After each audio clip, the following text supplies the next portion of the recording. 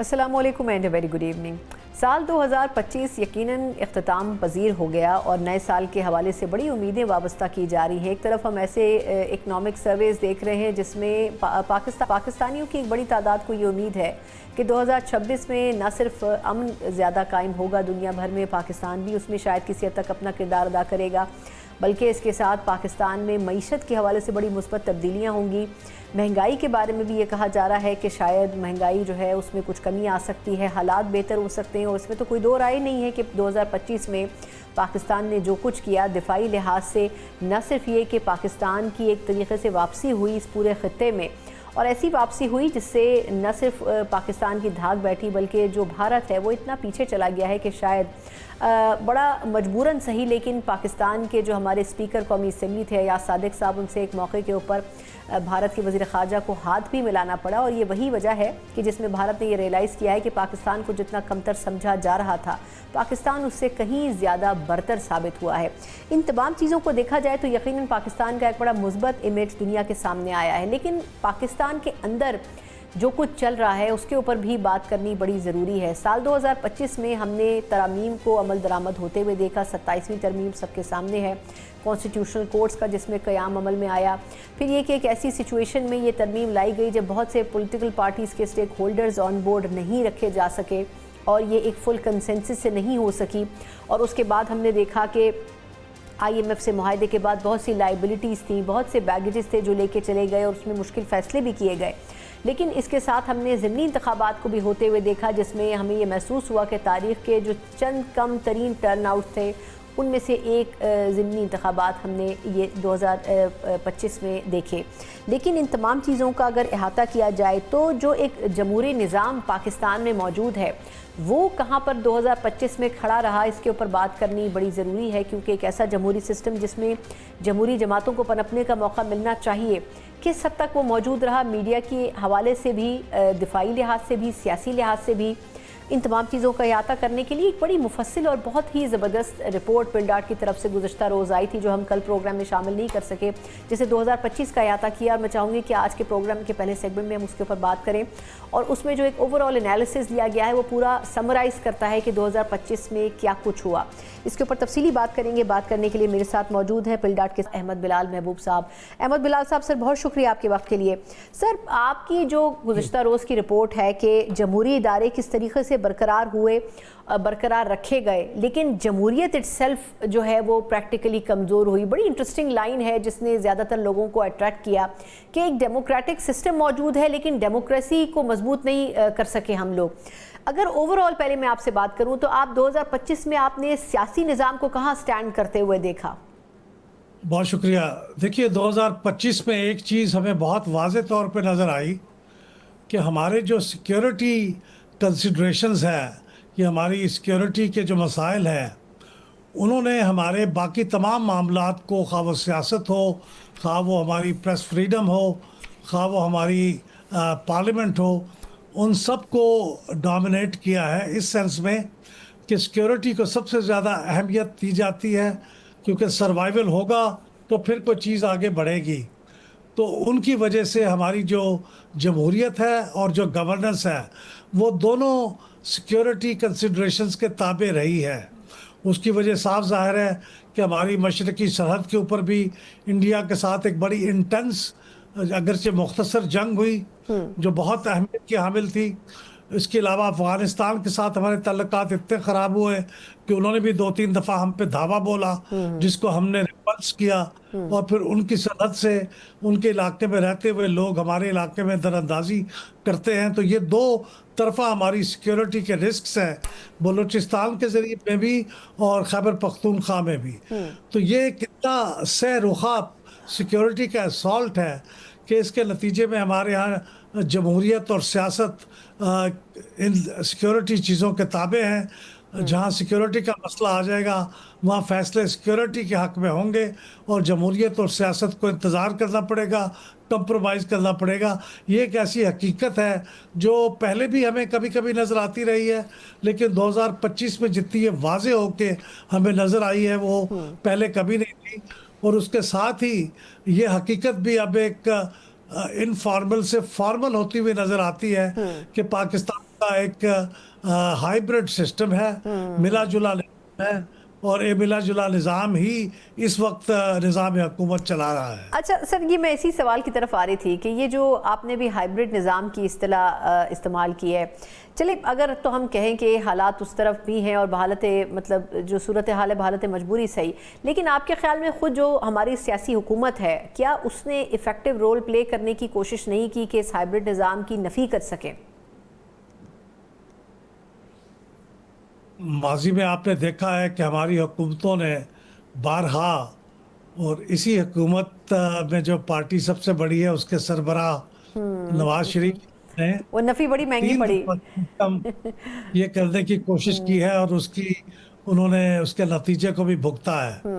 تو میرے خیال میں کچھ ریالٹیز ایسی ہوتی ہیں جن کو آپ درست نہیں سمجھتے، لیکن اس کے اتباع کرنا پڑتا ہے۔ تو یہ ہائیبرڈ سسٹم بھی ایک ایسا ہی نظام ہے جسے آپ پسند کریں یا نہ کریں، لیکن پاکستان کی ریالٹیز ایسی ہیں، خاص طور پہ سیکیورٹی کی، کہ کسی بھی سویلین حکومت کے لیے اس سے نباہ کیے بغیر چارہ نہیں ہے۔ لیکن وقت گزرنے کے ساتھ ضروری نہیں کہ یہ معاملے ایسے ہی رہیں، اس میں امپرومنٹ آ سکتی ہے، اور امپرومنٹ ایسے ہی ہوگی کہ آپ سیکیورٹی اسٹیبلشمنٹ کے ساتھ مسلسل ڈائلاگ میں رہیں گے، اور اس کو دبانے کی یا اس کے خلاف سازش کرنے کی کوشش نہیں کریں گے۔ اچھا سر، اس میں آپ نے اس رپورٹ میں جو ہمارے ضمنی انتخابات ہوئے، ویسے تو یہ بھی ایک مطلب بات رائج ہے کہ ضمنی الیکشنز میں جو رولنگ پارٹی ہوتی ہے وہی جیتتی ہے، لیکن آپ کے خیال میں اس میں کچھ مختلف یہ بھی ہوا کہ شاید ٹرن آؤٹ بڑا کم رہا، اس کو آپ کیسے ایویلویٹ کرتے ہیں کہ وجہ اس کی کیا رہی ہوگی؟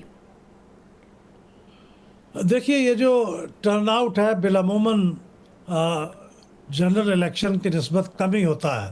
تو ہم نے ان 13 کانسٹیچوئنسیز میں جو ٹرن آؤٹ تھا 2024 کے انتخابات میں، وہ اوور آل 51% تھا، اور اس دفعہ جو تھا وہ 28% تھا ان 13 بائی الیکشنز کے اندر، یعنی بہت کم تھا، تقریباً آدھے کے قریب تھا۔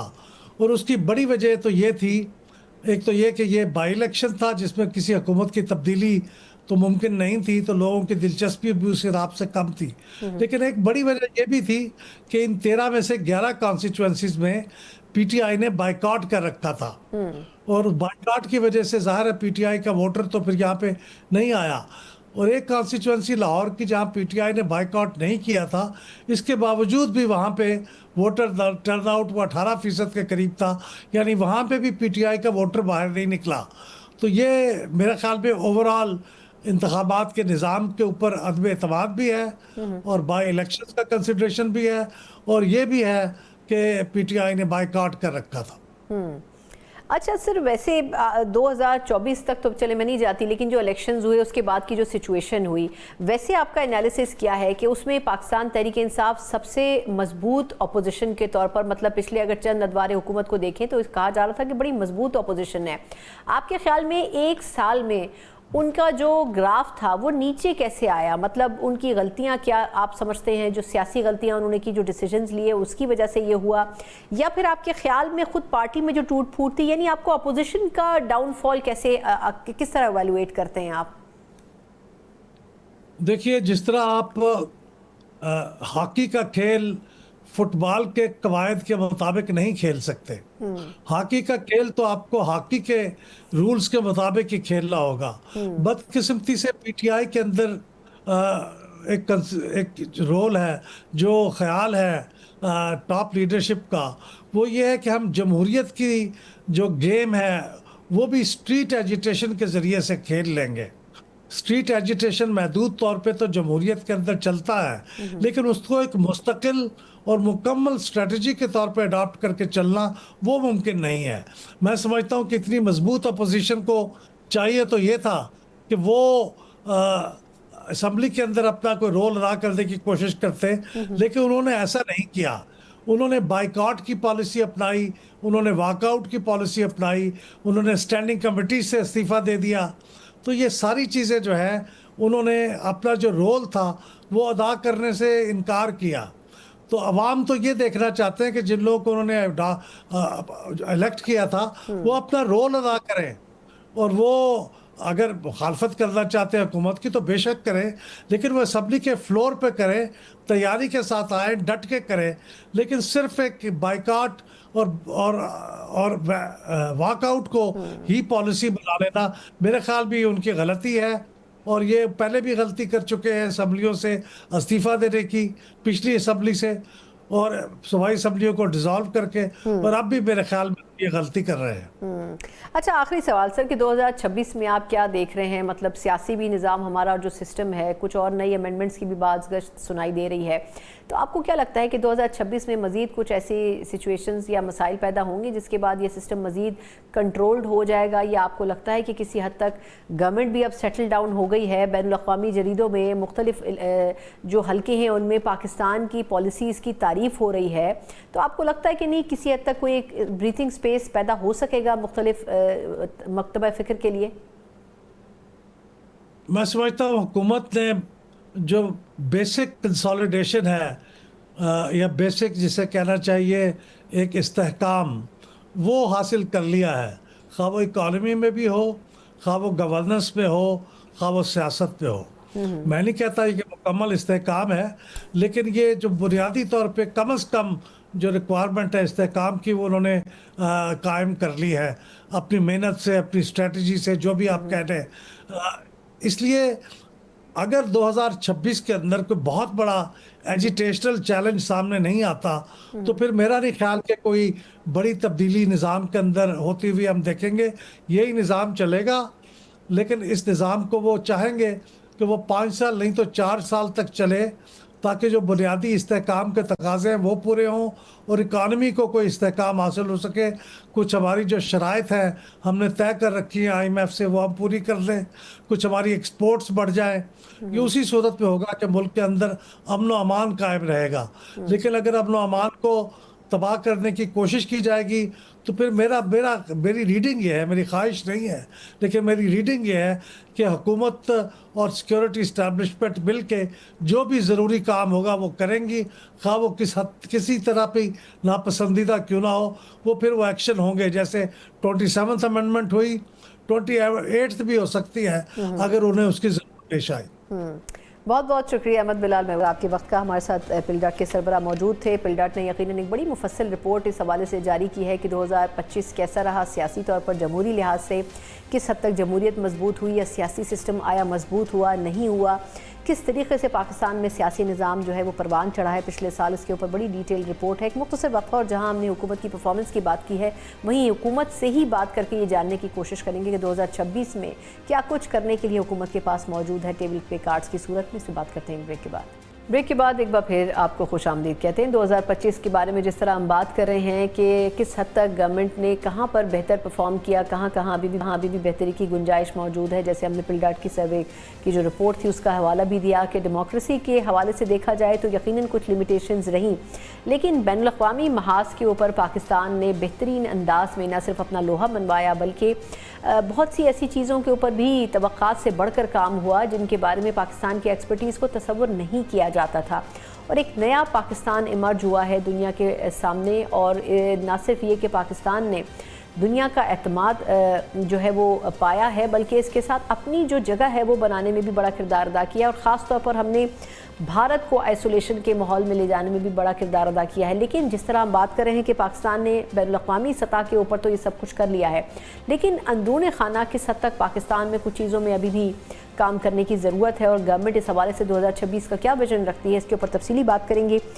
بات کرنے کے لیے میرے ساتھ موجود ہیں مسلم لیگ نون کے سینئر رہنما بھی ہیں اور وزیر اعظم کے کوارڈینیٹر احسان افضل صاحب میرے ساتھ موجود ہیں۔ رانا صاحب، سر آپ کے وقت کا بہت شکریہ۔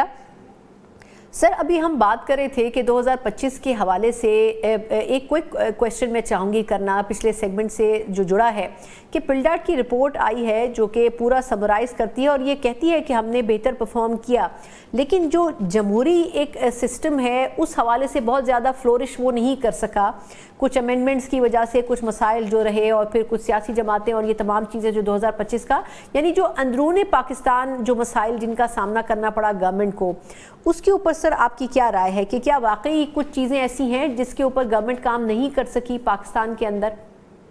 بسم اللہ الرحمن الرحیم۔ سب سے پہلے تو ایک کے پلیٹ فارم سے سب دیکھنے والوں کو نیا سال مبارک، اور میں امید کرتا ہوں کہ پاکستان جو ہے اور حکومت پاکستان جو ہے ایک عام آدمی کی زندگی میں مزید جو ہے وہ بہتری لانے میں کامیاب ہوگی اس سال میں. دیکھیں پلڈیٹ کی جو رپورٹ ہے اس کی بنیادی وجہ اگر جمہوری عمل کے اوپر بات کی جائے تو میں سمجھتا ہوں کہ دیکھیں تالی دو ہاتھوں سے ٹریجری بینچز ہیں وہاں اپوزیشن کا بڑا ایک کلیدی کردار ہے.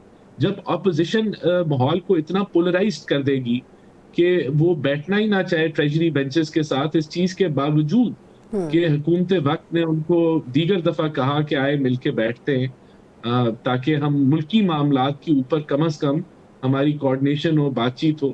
لیکن بدقسمتی سے میں سمجھتا ہوں کہ اپوزیشن کا صرف ایک ہی ایجنڈا ہے اور وہ ایجنڈا یہی ہے کہ کسی طریقے سے کوئی ریلیف لے کے آیا جائے خان صاحب کے لیے اور ان کو جیل سے نکالا. وہ اس کے محتاج ہو چکے. تو یہ جو رپورٹ ہے میں اس کی بنیادی وجہ اس کو دوں گا کہ اپوزیشن اور ٹریجری بینچز حکومت جو ہے ان کا آپس میں نہ مل کے بیٹھنا ملکی جو دیگر ایشوز ہیں امپورٹنس کے یہ اس کی ایک میجر وجہ ہے. دیکھیں باقی تو ہمارے ملک میں بہت سارے مسائل ہیں. غربت کا مسئلہ ہے, گروتھ کا مسئلہ ہے.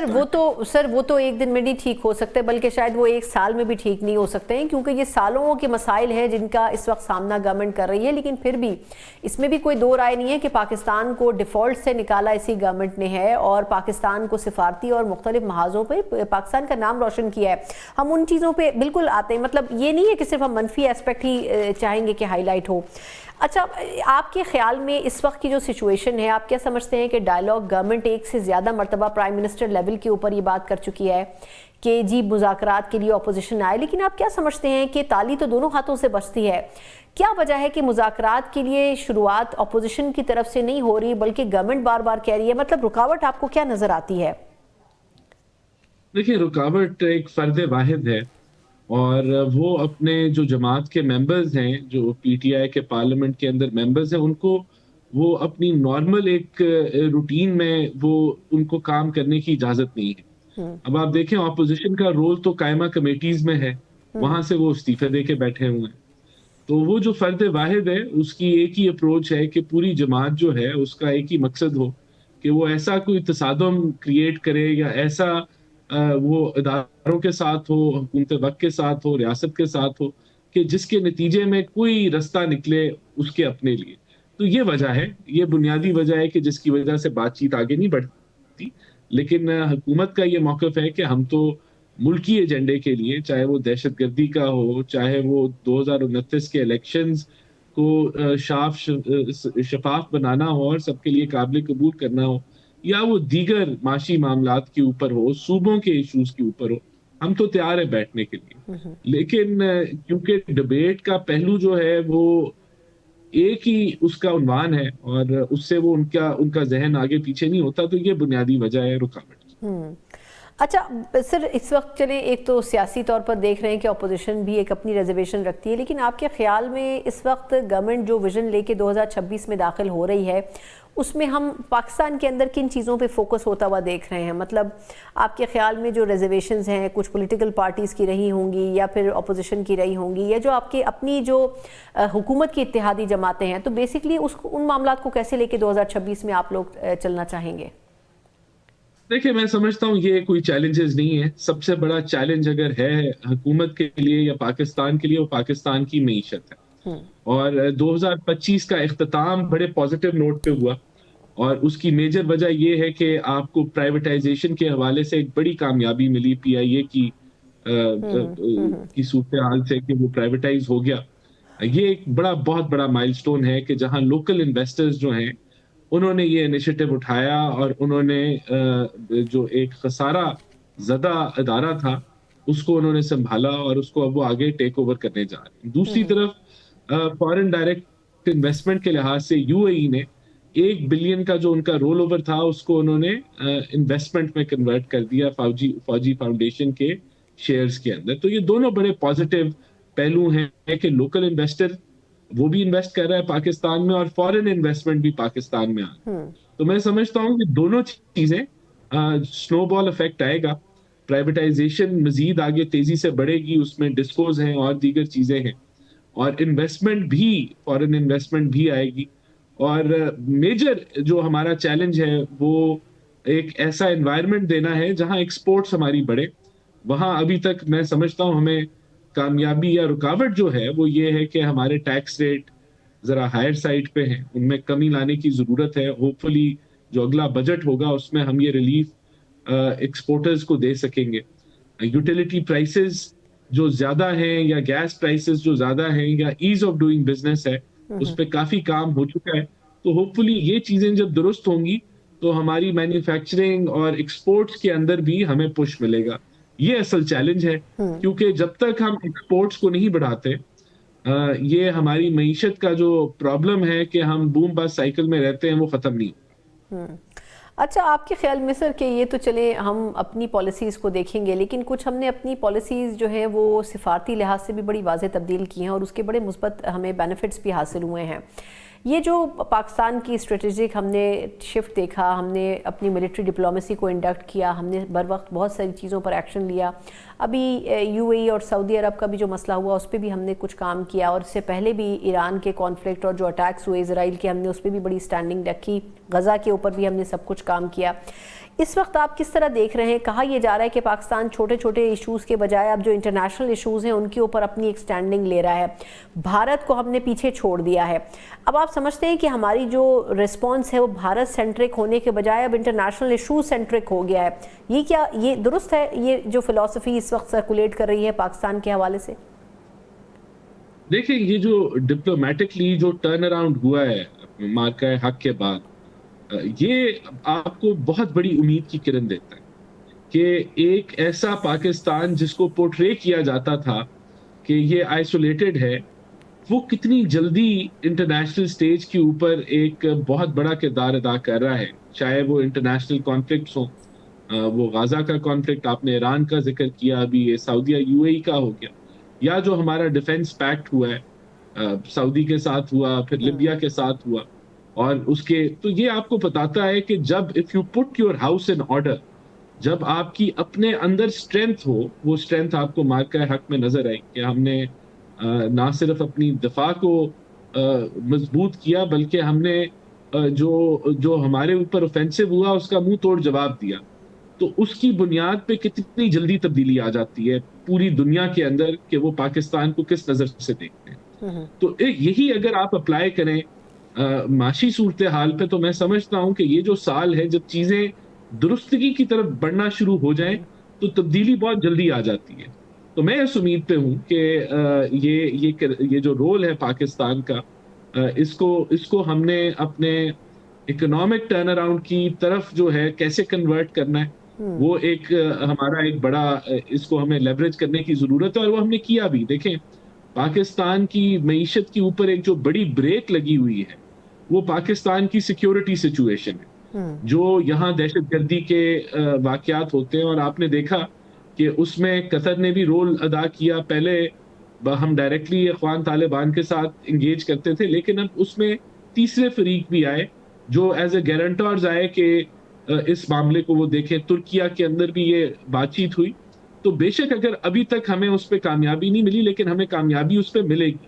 اور اگر ہم اس سیکیورٹی سچویشن کو قابو میں کر لیتے ہیں تو آپ خود اندازہ لگائیں کہ آپ کا جو معاشی دروازہ جو بند ہوا ہے سینٹرل ایشیا کے ساتھ، یا جو بڑا لمیٹڈ اس میں آپ کی تجارت ہوتی ہے، تو وہاں کتنا بڑا پوٹینشل کھل جائے گا آپ کے گوادر کی کنیکٹیوٹی کا. تو میں سمجھتا ہوں کہ یہ بھی حکومت وقت کا ایک میجر جو ہے وہ ایم ہے کہ اس ڈپلومیٹک سکسیس کو ہم نے اس ریجن کے اندر امن لانے کے لیے بھی استعمال کرنا ہے. جب میں ریجن کی بات کرتا ہوں تو اخوان سچویشن، آپ کا بلوچستان کے اندر، کے پی کے اندر جو انسرٹنٹی ہے، کہ اس کو بھی ہم اس ڈپلومیٹک اسٹرینتھ سے ان معاملات کے اوپر ہم حاوی ہو سکے اور ان کو انڈر کنٹرول لا سکے.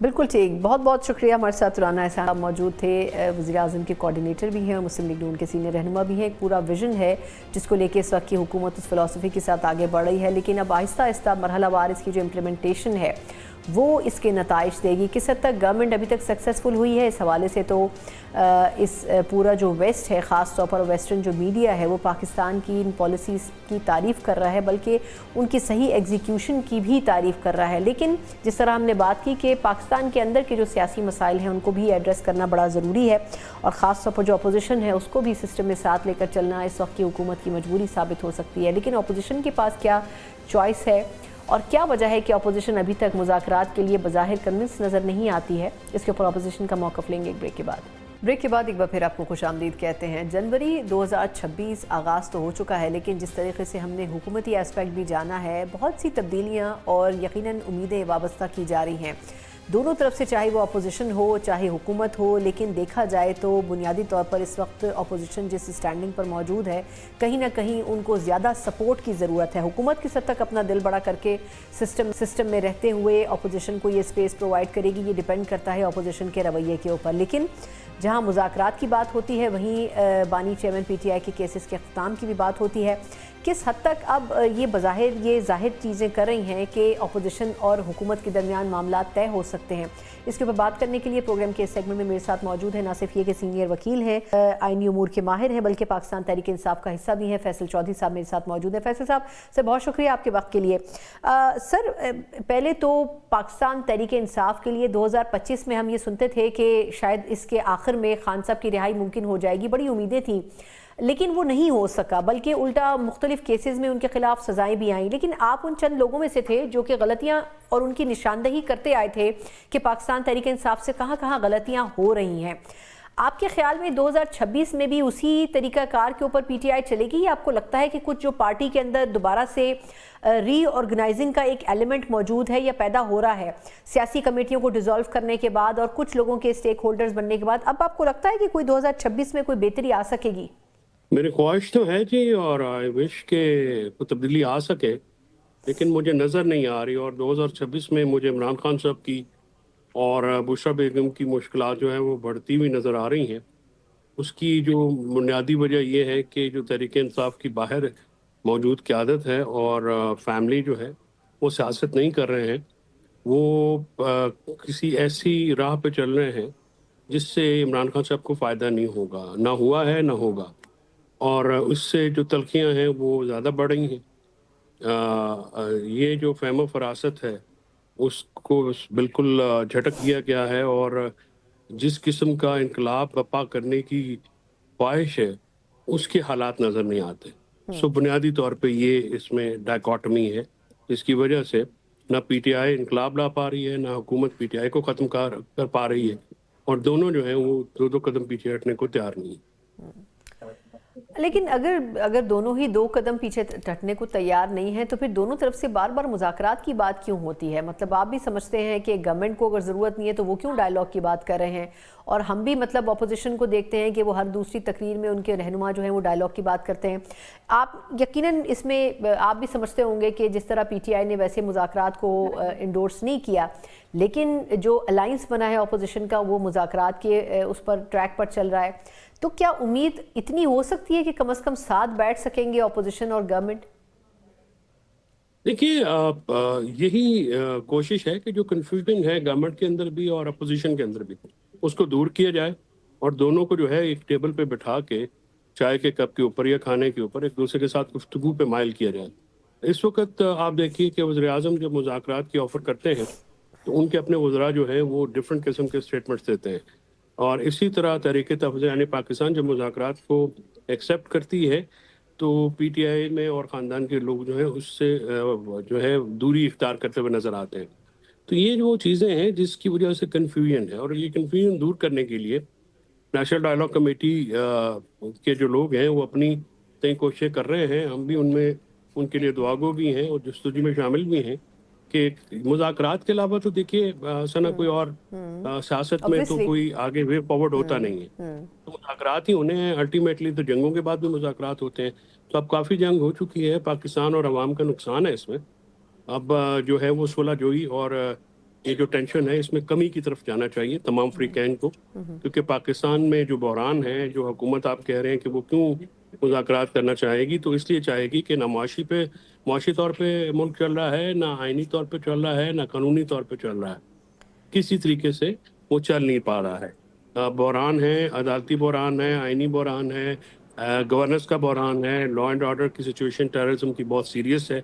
تو یہ ساری وہ چیزیں ہیں جس کے اوپر سب کو بیٹھ کے بات کرنی ہوگی، اور یہ کسی ایک پارٹی، کسی ایک شخصیت، کسی ایک ادارے، کسی ایک فرد کا کہ بس میں نہیں ہے. یہ سارے ملیں گے تو بات ہوگی. نہیں، لیکن فیصل صاحب یہ جس طرح آپ کہہ رہے ہیں کہ کچھ بھی ٹھیک نہیں چل رہا ہے، لیکن دیکھا جائے تو کتنے ہی پچھلے چند دنوں کے دوران بین الاقوامی جریدوں نے پاکستان کی تعریف کی ہے، کہیں سفارتی محاذ کے اوپر، کہیں ہماری جو ڈپلومیسی ہے ملٹری اس کی تعریف کی ہے، کہیں وزیراعظم کی، کہیں پر فیلڈ مارشل کی. تو آپ نہیں سمجھتے کہ کچھ نہ کچھ تو بین الاقوامی سطح کے اوپر ہم نے ڈیلیور کیا ہے جس کے اوپر ہماری اپریسیشن ہو رہی ہے؟ سنا بات یہ ہے کہ جب پیٹ میں روٹی نہیں ہوتی قوموں کے تو یہ باقی بالکل آپ کی صحیح اس ہے. میں کوئی بات تعریف نہیں کا ہے کیا جی. کریں کہ گے؟ اس میں تعریف کا ہم نہیں، تعریف بھی اچھی بات ہوتی ہے، وہ تو اس میں کوئی بات نہیں ہے کہ سکسیس ہوئی ہے، لیکن وہ کیا ڈومیسٹکلی مٹیریلائز ہو رہی ہے، کیا وہ کنسالیڈیٹ ہو رہی ہے؟ یہ بڑا سوال ہے. تو اس کا جواب نفی میں ہے کہ ڈومیسٹکلی لوگ ہمارے جو ہیں وہ چاہے کسان ہوں، چاہے مزدور ہوں، چاہے کارخانہ دار ہوں، تاجر ہوں، آجر ہوں، اجیر ہوں، یہ اور خاص کر مڈل کلاس طبقے کی تو کمر ٹوٹ گئی ہے مہنگائی کی وجہ سے. اور مہنگائی جو ہے وہ ابھی سردیوں میں جو بجلی کے بل ہیں وہ ہوش ربا ہیں. تو آپ ان چیزوں کو جو ہے وہ دیکھتے ہوئے کوالٹی آف لائف بہت لو ہو گئی ہے، لوگوں کی ارننگز بہت محدود ہو گئی ہیں. ان چیزوں کے اوپر توجہ دینے کی ضرورت ہے، اور یہ توجہ تب تک کامیاب نہیں ہو سکتی ہے جب تک ملک میں داخلی استحکام نہ ہو. اس وقت ملک میں داخلی عدم استحکام ہے، سیاسی عدم استحکام ہے، جس کو دور کرنا ضروری ہے. اور میرا خیال میں کہ ہم جیسے اور آپ جیسے لوگ جو ہیں ان کا یہ فرض بنتا ہے کہ ملک میں جاری کشیدگی کو کمی کرنے کے لیے اور یہ ساری سچویشن کو بار بار ہائی لائٹ کرتے رہیں تاکہ جو فیصلہ ساز ہیں ان کی توجہ آخرکار اس پہ مبذول ہو جائے.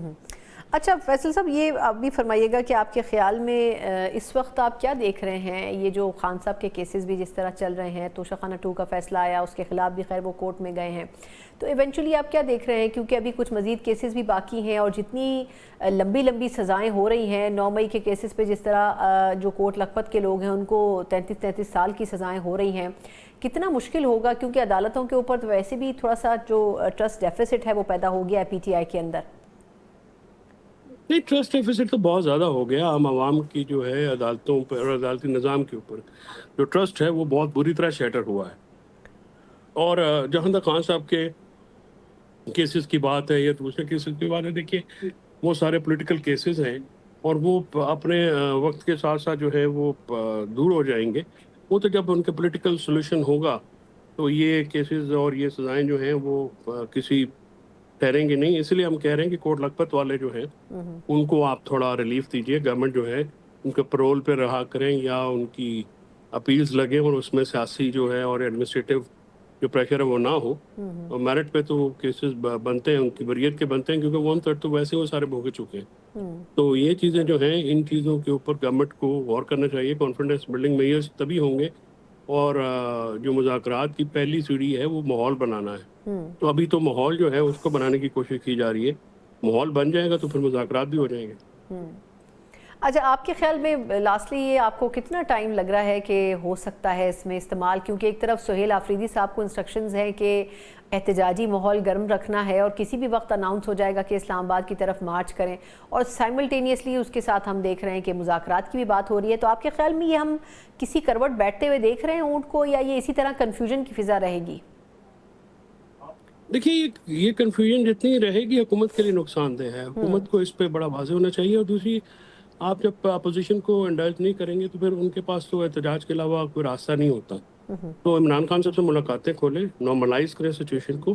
ٹمپریچر ڈاؤن کر تو حکومت ہی کر سکتی ہے نا، کیونکہ اقتدار اور اختیار ان کے پاس ہے. تو اگر وہ اس کی طرف بڑھیں گے تو معاملات درست ہو جائیں گے. لیکن اگر وہ اس طرف نہیں بڑھیں گے تو معاملات جو ہیں وہ پھر پیچیدہ ہوتے جائیں گے، اور آگے پیچیدگی بہت بڑھ چکی ہے. اور مجھے جو حکومت میں بھی اس کی ریئلائزیشن ہے، جو سیریس کوارٹرز ہیں اور دوسرے کوارٹرز میں بھی ایسا نہیں ہے کہ لوگ نہیں ہیں جن کو صورتحال کی سنجیدگی کا اندازہ نہیں ہے. میں یقین واثق کے ساتھ کہہ سکتا ہوں کہ ایسا ایک ایلیمنٹ موجود ہے، ایسی تھنکنگ موجود ہے اور لوگ اس کو ریئلائز کرتے ہیں. تو ضرورت اس امر کی ہے کہ صرف گفتگو نہ کی جائے بلکہ واک دا ٹاک کیا جائے اور اس کو عملی جامہ پہنایا جائے. جہاں تک ٹائم لگنے کی بات ہے تو یہ تو ڈپینڈ کرتا ہے نا جی اسٹیبلشمنٹ حکومت اور تحریک انصاف کے رویوں پہ. اگر وہ اس کو ریزالو کرنا چاہیں گے تو جلدی ہو جائے گا, اگر وہ دیر کریں گے تو پھر نقصان پھر تینوں فریقین کے ساتھ ساتھ پاکستان کا بھی بہت ہوگا. بالکل ٹھیک. بہت بہت شکریہ فیصل چودھری صاحب ہمارے ساتھ ہے, سینئر لائر بھی ہیں اور پاکستان تحریک انصاف کا حصہ بھی ہیں اور اوبویسلی بڑے آؤٹ سپوکن بھی ہیں. خود گورنمنٹ کے ساتھ ساتھ جو اپوزیشن یا پی ٹی آئی کی جو پالیسیز ہیں اس کے اوپر بھی کھل کر بات کرتے ہیں. ایک طرف ہم دیکھ رہے ہیں کہ یہ سچویشن جس طرح پائل اپ ہو رہی ہے اس سے لگتا یہ ہے کہ مذاکرات کا ماحول تو نہیں بن پائے گا, لیکن مذاکرات کے حوالے سے ایک اہم ترین پولیٹیکل پارٹی یا اسٹیک ہولڈر جو کہ بظاہر اس ماحول میں سائیڈ لائن ہوتی ہوئی نظر آ رہی ہے وہ ہے جے یو آئی فے.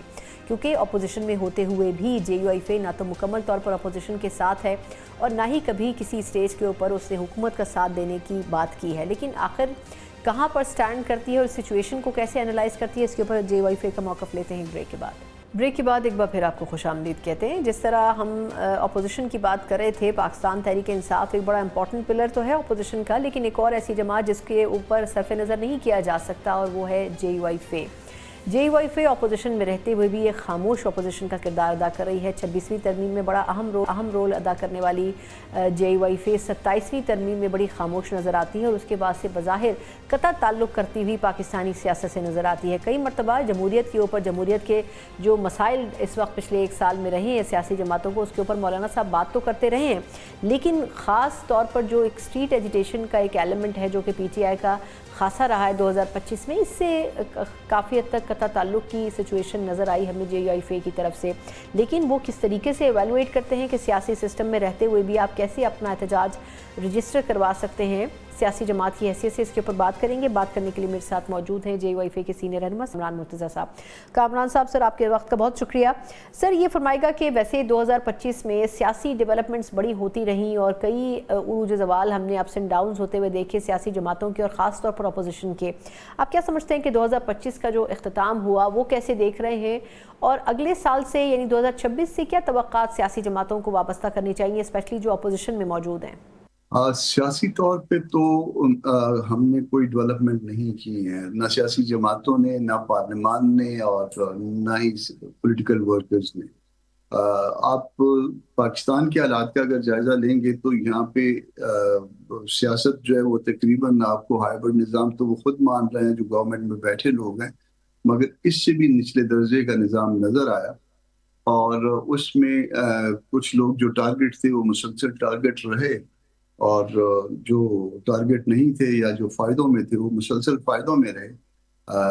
فائدہ حاصل کرنا کوئی بری بات نہیں ہوتی ہے, مگر غلط فائدے حاصل کرنا یقیناً بری بات ہوتی ہے, یا لوگوں کی کاس پہ فائدے حاصل کرنا بری بات ہوتی ہے, یا لوگوں کو نقصان جو ہے قانون کی کاس پہ دینا وہ بھی بری بات ہوتی ہے. تو یہ سارا کچھ رہا. ایک دو حوالے پاکستان کے لیے ایسے ہیں جس میں آپ اس کو اچھا کہہ سکتے ہیں, جس میں دفاع کا شعبہ ہے یا کچھ سفارتی حوالے بھی ہیں, مگر اس میں بھی آپ حکومت کو کریڈٹ نہیں دے سکتے اور نہ پولیٹیکل پارٹیز کو کریڈٹ دے سکتے.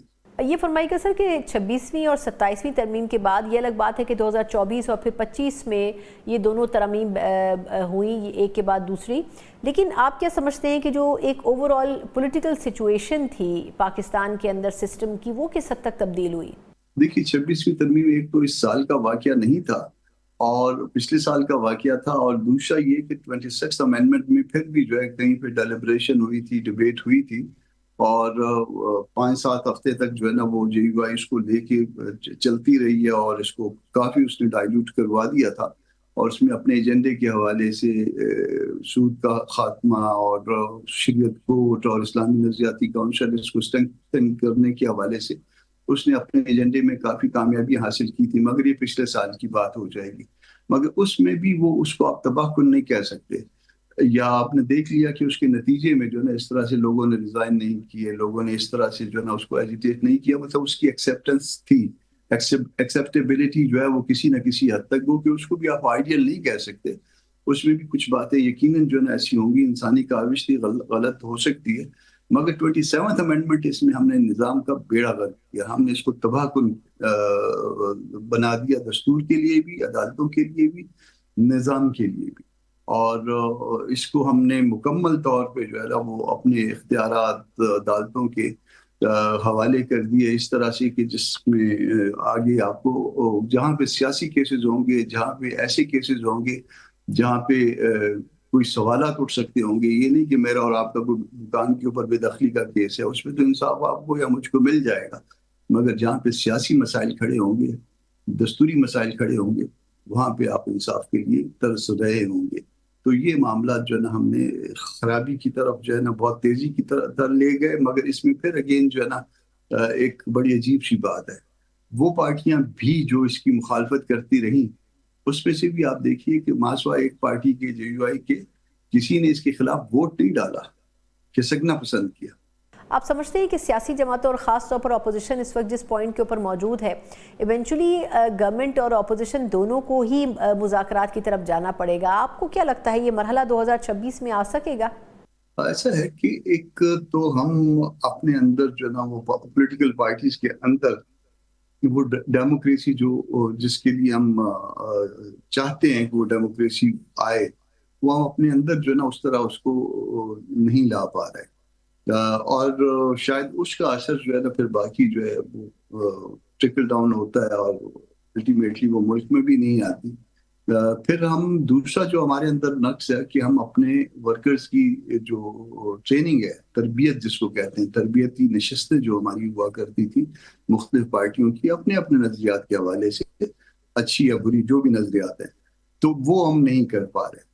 اور تیسرا جو ہے وہ کردار جو کہ کبھی چھپ کے تھا یا اتنا کھل کے نہیں تھا، وہ کردار بہت کھل کے سامنے آ گیا اور اس نے پورا جو ہے نا وہ ٹیک اوور کر لیا۔ تو جب یہ معاملات ہوں گے تو اس میں مسائل تو ہوں گے۔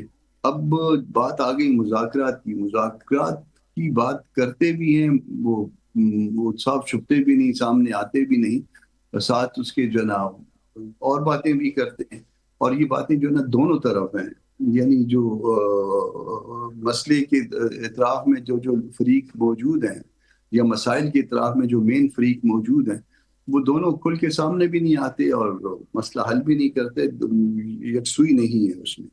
تو اس میں اگر مذاکرات شروع بھی ہو جائیں تو الٹیمیٹلی کسی نتیجے پہ پہنچنا مجھے نظر نہیں آتا، کم از کم اگلے سال میں 2026، اگلے سال سے مراد اس سال میں 2026۔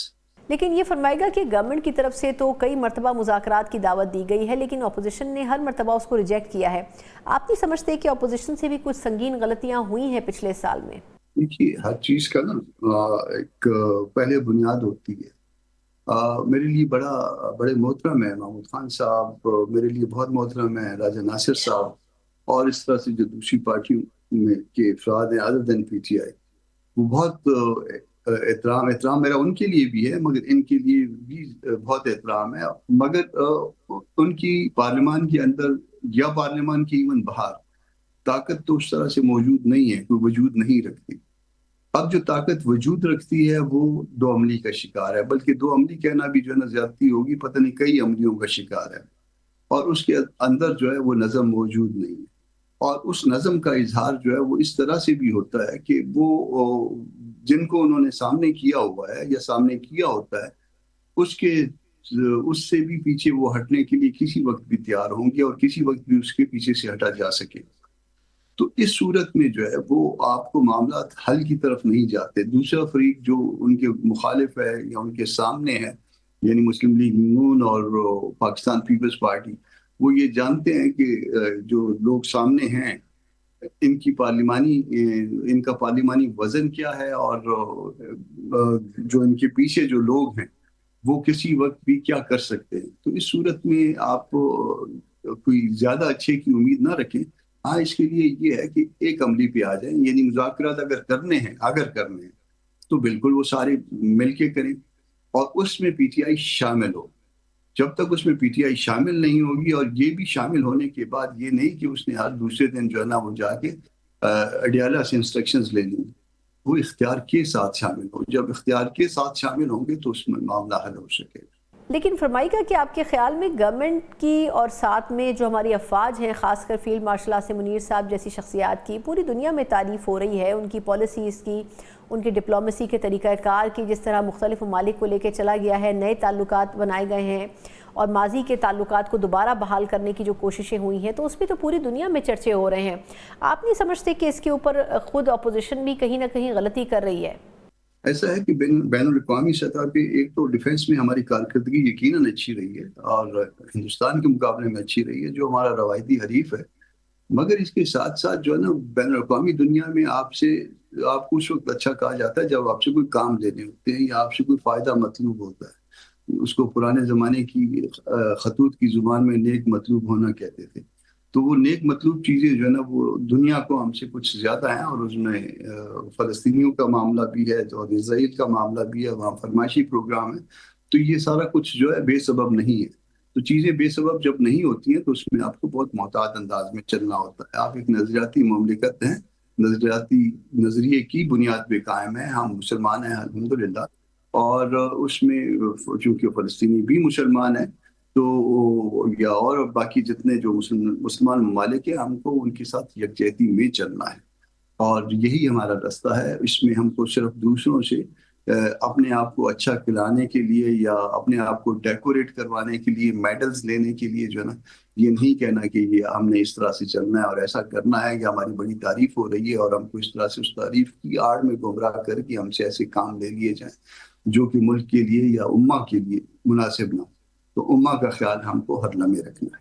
بہت بہت شکریہ. کامران مرتضیٰ صاحب ہمارے ساتھ موجود تھے, جے یو ایف اے کے سینئر رہنما, اور یقیناً اپوزیشن کے لحاظ سے دیکھا جائے تو جے یو ایف اے کی جو اسٹینڈنگ ہے اگر یہ اپنا جو ویٹیج ہے وہ اپوزیشن کے ساتھ جوڑ دے تو اس سے ایک بڑی مضبوط ترین اپوزیشن بن سکتی ہے. جہاں تک سڑکوں پر احتجاج کی بات ہو رہی ہے تو اس کے اوپر اپنے جو تحفظات ہیں وہ ہمیشہ سے جے یو ایف اے کی طرف سے رکھے گئے ہیں, اور اگر ایسا ہو جاتا ہے کہ تمام اپوزیشن مل جائے تو پھر حکومت یقیناً مذاکرات کے لیے حتمی طور پر سنجیدہ مرحلے میں جا سکتی ہے. لیکن دونوں طرف سے ابھی تک مذاکرات کا ماحول بن نہیں پایا اور اس کا بنیادی طور پر فائدہ اپوزیشن سے زیادہ حکومت کو ہو رہا ہے. اسی کے ساتھ ہی پروگرام کا وقت ختم ہوتا ہے. مجھے اجازت دیجیے. اللہ حافظ.